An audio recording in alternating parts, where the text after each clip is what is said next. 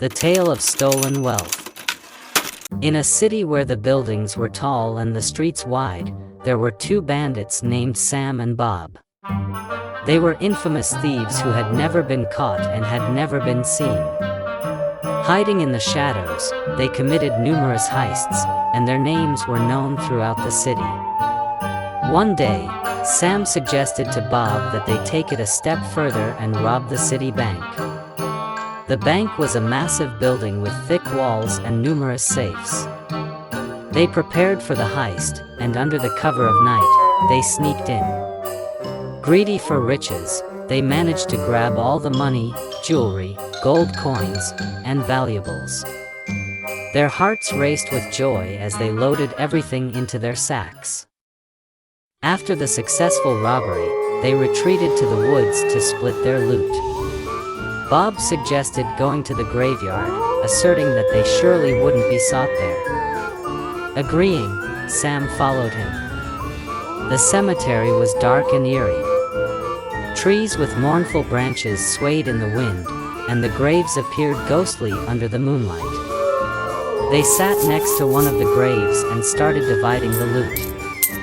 When they had split everything evenly, they found there was one necklace left over. It was a beautiful necklace, studded with precious stones, which shimmered even in the moonlight. Both wanted this necklace. They began to argue, each trying to claim it was his. Sam asserted, "Give it to me, I carried more of the loot." Bob countered, "I won't give it up, I like it." Their argument grew louder and louder, and they were so engrossed in their disagreement that they failed to notice the ground rising behind them. Suddenly, with a loud rattle of bones, a corpse emerged from the grave. It looked terrifying and menacing. "What are you quarreling about?" the corpse roared. "You're disturbing my sleep. Now, get out of here." The bandits were in shock. They were so frightened that they dropped their sacks and ran without looking back. Their fear was so great that they even forgot about their loot and the argument. The corpse smirked and took all the treasures into his grave.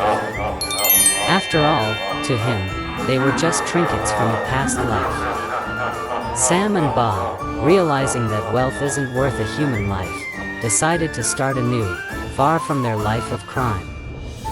Haunted by that night, they became honest men and never returned to their old ways.